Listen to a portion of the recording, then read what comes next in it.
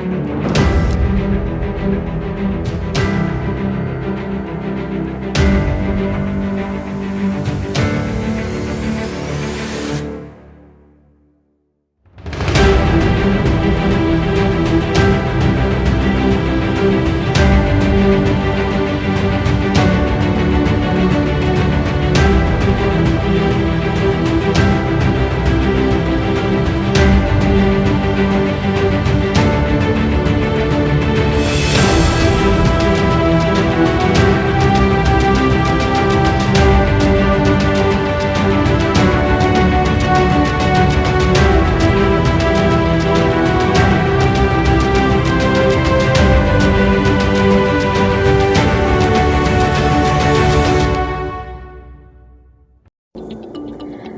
day everyone! Welcome to our video presentation in Customs Bonded Warehouse Operations under CMO 3 2022. I am Erica Habitas, and today we will be taking you through a comprehensive breakdown of Section 12 through Section 15 of this critical regulation. This presentation will provide you with practical insights into direct and indirect exports, wastage management, and the complete liquidation process.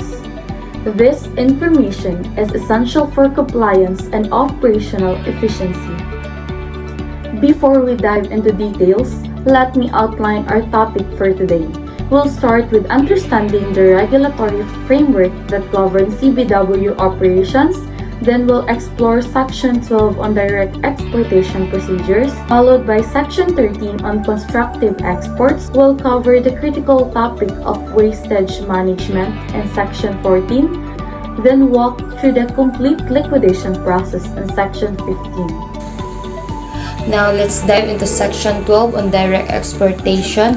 This is where many CBW operators face daily challenges. There are two fundamental scenarios you'll encounter when your warehouse and port of loading are in the same collection district, which follows a simplified process, and when they're in different districts, which requires additional TSAD documentation. Regardless of scenario, 4 core requirements always apply. You must give 2 days advance notice to the Warehouse Assessment Division, undergo customs examination before loading, obtain and distribute the Certificate of Inspection, and file either EDSAD or TSAD through an accredited value-added service provider. Operating within the same collection district, Section 12.3.1 outlines this specific workflow. First, you need these 5K documents: your export declaration, single administrative document, commercial invoice, packing list, any required export commodity clearance, and a certificate of inspection from the initial examination. The procedure begins with filing the EDSAD through the A2M electronic system. The export division then reviews your submission, and if everything is in order, issues the crucial authority to load. Only then can you proceed with container stopping and sealing. Finally, after actually loading, the customs inspector prepares the cargo inspection list. Missing any of these steps can result in significant delays. Now, for the more complex scenario, when your CBW and all are in different collision districts, Section 12.3.2 applies. Here you have additional requirements. You must find a receipt, single administrative document, when LRS are not for less than container load shipment, and for containerized cargo. Ensure that E/ER/ACC system booking before assessment. The key difference from same district export are significant. Users referring at your origin district may require custom land accompaniment is E/ER/ACC is available. Most ensure arrive at any within 24 hours destination need to find a second ED/S AD and the actual or of learning. This initially double the documentation and coordination effort. Next, focus HR compliance, which is governed by CMO 4 2020 but integrated into CMO 3 2022 procedure. For containerized cargo, you must book your shipment in the HR system before final assessment. The system required arming at origin and disarming at destination with cell integrity check at every transfer point. For LCL shipment that don't use HR, you must prepare a detailed transfer note or boat note arranged for custom guard accompaniment during transfer and follow the custom facility warehouse consolidation procedure. Understanding this technology required is crucial for avoiding transit delays. Section 13. Introduce an important concept. Indirect or attractive export. These are transactions treated as export even though goods don't physically leave the country. This includes the scenario sales between manufacturer CBWS or pre-sold repeaters. Transfer between members of the same organization CBW and sale from industrial CBWS to their attractive end user. These transactions are treated as export for recognition purpose but require an approved auditory to sell or transfer document. They subject to the same documentation requirements as physical export, which means proper record keeping is absolutely essential. One of the most critical operational aspects is wastage management under Section 14. You have three disposal options, each with different implications. First, domestic consumption requires duty payment through the wastage valuation database system when implemented. Currently, you pay the higher of import value or sale value. And importantly, these payments are exempt from the de minimis rules. Second, re-exportation follows the same section 12.3.1 procedures we discussed earlier. Third, condemnation requires multi-agency witnessing and applies only to materials with no commercial value. Choosing the right options affects both compliance and cost. For domestic consumption of wastages, the documentation requirements are specific and non-negotiable. You must submit a written application to the district collector through operating division. This application must reference the original warehousing single administrative document number, include detailed quantity and percentage calculation aligned with your FOM, and have certificate from the assigned warehouseman.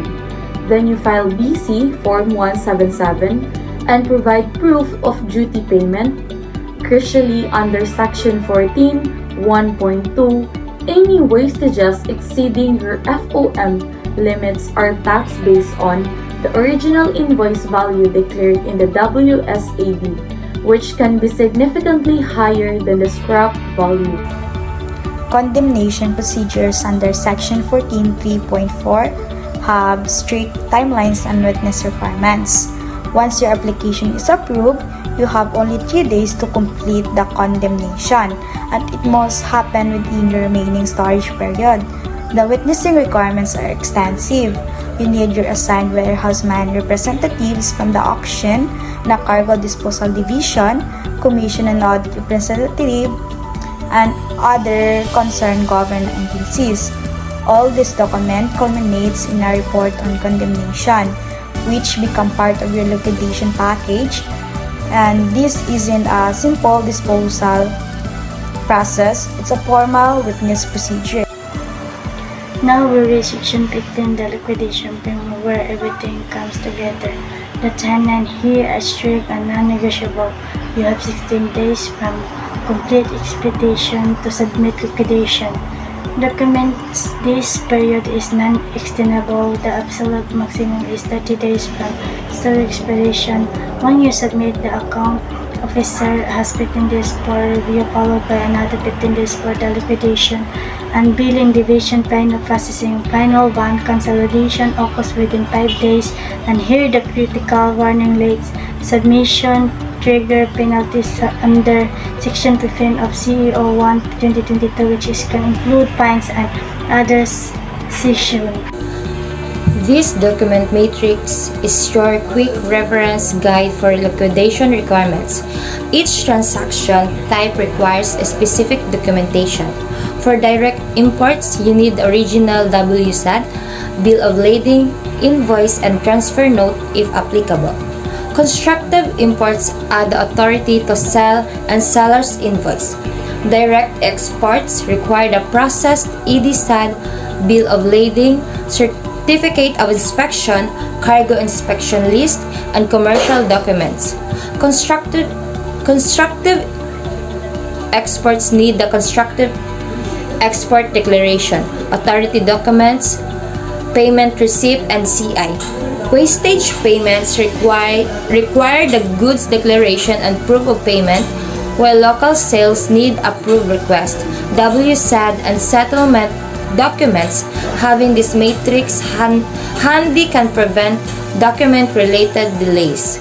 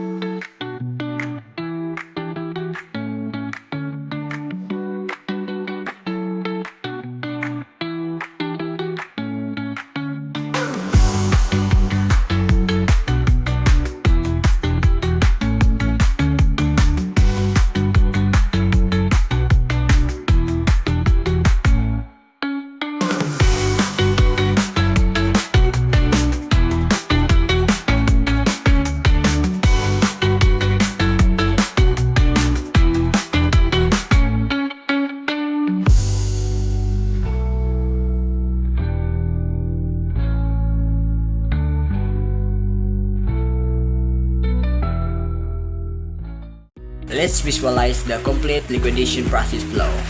It starts with you, the CBW operator, submitting your statement of liquidation with all supporting documents within that critical 60-day window.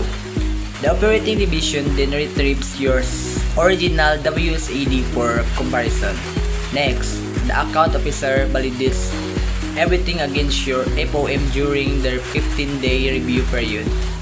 After Chief Operating Division approval, the Liquidation and Billing Division perform final liquidation within 15 days. Finally, the bonds division cancels your bond within 5 days and issues the notice of cancellation. This flow shows how multiple divisions collaborate in the liquidation process. The statement of liquidation is your key documents in this process. It must include 5 essential elements: the original WSEB number for reference, complete goods description matching your declarations, precise quantity, volume and value figures, detailed raw materials reconciliations showing what was used versus what was imported, and accurate wastage calculations.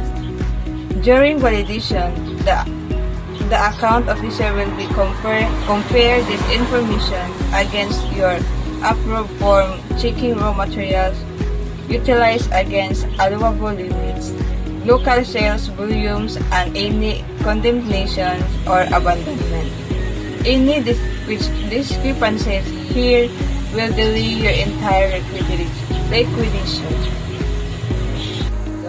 Understanding the technology landscape is crucial for efficient operations.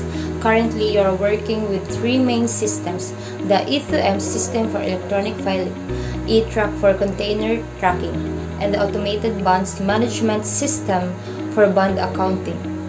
However, 3 important systems are still pending implementation: the wastage valuation database system for standardized wastage pricing, the raw materials liquidation system for automated reconciliation, and full AIMS integration for CBWs. Until these are implemented, you'll need to maintain manual processes alongside the existing electronic systems. Staying updated on implementation timelines is part of compliance management. Based on common audit findings, here are the pitfalls you must avoid. First, missing the TODI advance notice for examination create immediate delays. Second, incomplete document packages requires resubmission. Third, exceeding wastage limits without proper duty payments triggers penalties. And fourth, late liquidation submission activates CAU1 2022 penalties. Fifth, poor FOM alignment causes reconciliation failures. 6. Inadequate condemnations witnessing invalidates the entire process. The consequences aren't minor. They include financial penalties, operational delays, additional duty assessments, and in severe cases, bond forfeitures, or license implications. Our presentation is grounded in this key regulation from the Bureau of Customs. The primary document is CMO 3/2022, which specifically revised the rules for customs bonded warehouses, while reference CAU1 2022 for understanding penalties related to late submissions. CMO 18/2022 provides supplementary provision, and CMO 4/2020 is crucial for understanding the E-Track system requirements.